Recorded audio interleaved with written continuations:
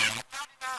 Honestly, man, everybody, I know we laugh and goof off and kind of hit on Bungle, but Bungle like fucking plays the game. These Bungle gives a shit, does unique stuff.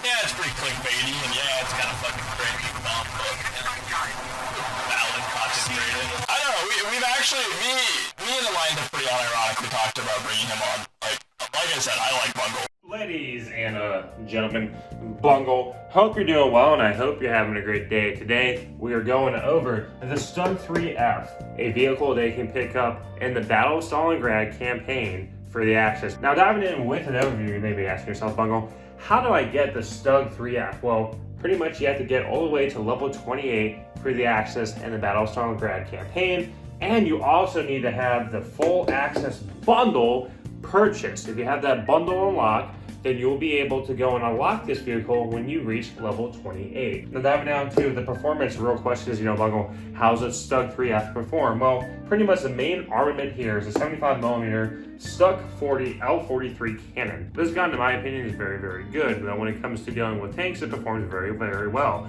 The armor-piercing shell can go through KV-1. You can two-shot KV-1 very, very easily. And same with dealing with T-70s, T-34s roaming around the battlefield. Now, when we talk about the high explosive shell, in my opinion, it's kind of weak. It's not as strong as, let's say, a 75mm heat shell that you find in the Pz.IV F2. And it's just kind of one of the downsides with this vehicle is because, well, pretty much it's good at taking out tanks, but then when you face infantry pretty much 80% of your time, and enlisted, especially if you're taking out a tank, you're going to be kind of like, well, what am I doing here with these HE shells? They're kind of have a really poor splash radius. And one of the things to know with the 75mm cannon is that it's also a limited traverse. So what I mean by that is when you're engaging an enemy or you're looking at an enemy frontally from your gunner's view, you're going to have to turn the vehicle around to go and maneuver with your guns. It's at a fixed position.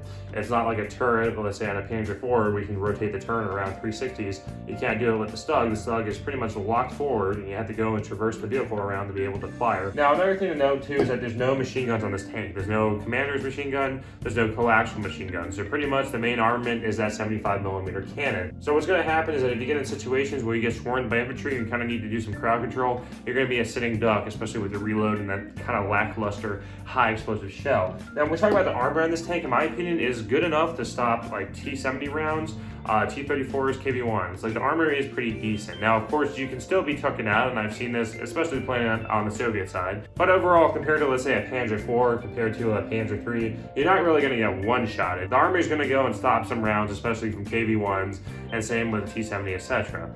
But at the end of the day, it's not invincible. It can still be prone to getting taken out by bombs and, of course, a well-placed 76mm shell. Now, diving down to, is it worth it? In my opinion, I'd rather take out a Pz.IV. The problem with the StuG is that it doesn't have a coaxial machine gun, and the high explosive shell is kind of weak on it. So as a result, it's pretty much designed to go and engage enemy tanks. The StuG II is equipped in the Tanker 2 class, and you have the options of taking out Pz.IVs or the StuG. In my opinion, I'd rather take out a Pz.IV because the Pz.IV is basically a jack of all trades, master of none. It can deal with a KV-1, it can deal with a T-70, it can deal with a T-34. It also has the capabilities of dealing with infantry. It has a coaxial machine gun, and it's turreted so that way you can move the turn around the battlefield. The problem with the StuG is that it's a tank destroyer, and as a result, it's pretty much limited with a limited traverse on what you're looking at frontally. But that's my opinion. Let me know what your thoughts are down below. Other than that, I hope you all have a great day, and thanks for stopping by. Take care.